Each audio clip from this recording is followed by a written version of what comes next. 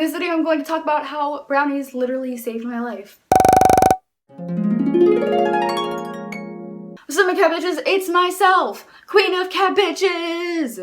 This is a storytime video. I've never done one, I don't think. I'm pretty sure storytime means time in which you tell a story, and if I am right via this definition, I'm gonna do a story time. Today is May 20th, 2016, and guess what? Oh my god, it's like amazing. Last year was May 20th, 2015. It's crazy, I know.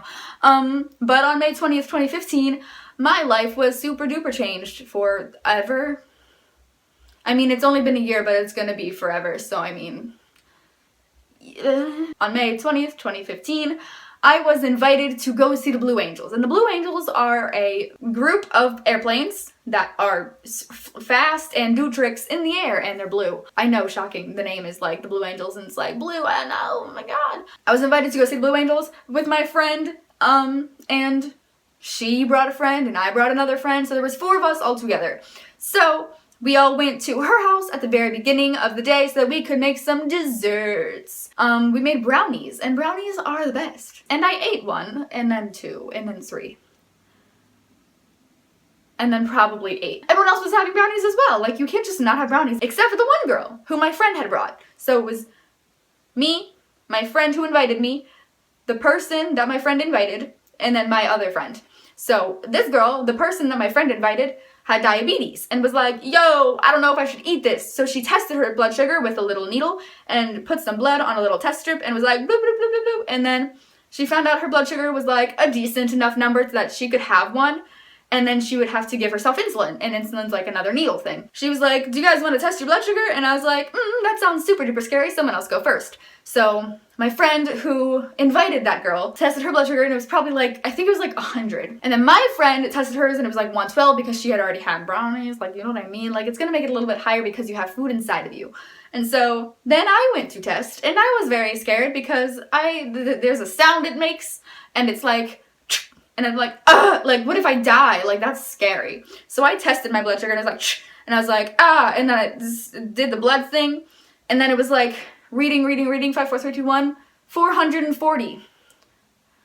Let me just tell you what a good number should be. Between 80 and 110. Though that is the window of a normal human being who has sugar inside of them. If you have sugar inside of you, you should probably be between 80 and 110. And I was 440. I didn't really know what that meant, but the girl with diabetes was like, okay, that's not good, so go pee and then wash your hands.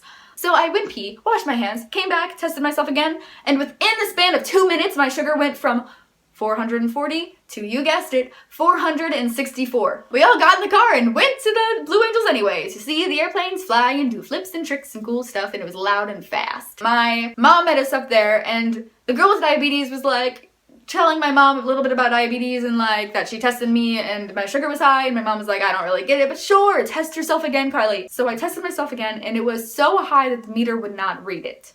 It was over 500. The diabetes girl was like, yo, you should probably take yourself to the hospital. And I was like, ooh, that sounds super not fun and super scary. Let's not do that. And she was like, no, you kind of like super duper have to. And I was like, all right, I guess I'll do it. So we went to the hospital. It was me and my friend, and the girl with diabetes and the girl who invited me did not come because it's not like a social event. Like, you don't have to go to the like hospital with me. But like, we made it a social event. It was lit. Just kidding, it really was not lit at all. So we went to the hospital, and I felt fine. I did not feel sick. I felt completely all right. I was just hanging out, laughing, Snapchatting, listening to songs, singing and dancing, you know, as one does in a hospital. While there was people with like broken limbs around me and like whooping cough. Like, it was like, why are you here? I'm the anomaly in the situation. They called me over, and I gave them my blood via my vein, and I peed into a cup also on my hand. Pee and me go so well together. I ship me with pee. Carly? And this doctor was like super like smart person, not funny. I do have your lab results, and guess what? You are diabetic. I was transferred from one hospital to another inside of an ambulance, and guess what? When you're first diagnosed with a chronic illness, they don't put on the little wheel, the little siren, and I really wanted that, and I'm kind of upset about it. I stayed in the hospital learning diabetes things for 3 days of my life. May 20th to May 23rd. May 23rd is my mother's birthday. So we were in the hospital on her birthday. And then they sent us home like a mother with a newborn child, and we're like, I don't know what to do with this. And that's literally what we did. We didn't know what to do with it. We like had been learning and stuff like that, but it was like, you really can't, like, you have to do it for yourself, and it's like not easy. As I have mentioned, this is my 1 year mark as of today of having diabetes.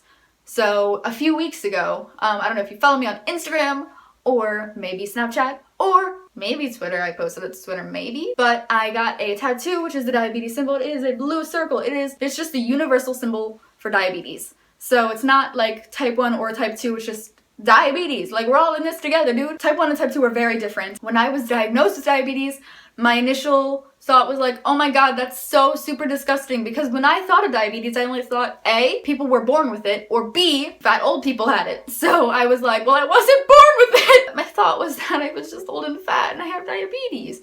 But guess what? That's totally not how it works. Type 1 is autoimmune, so there's absolutely nothing you can do to stop it from happening, really. You can prolong the period of time in which it could happen by like not drinking that much milk, is what my mom says.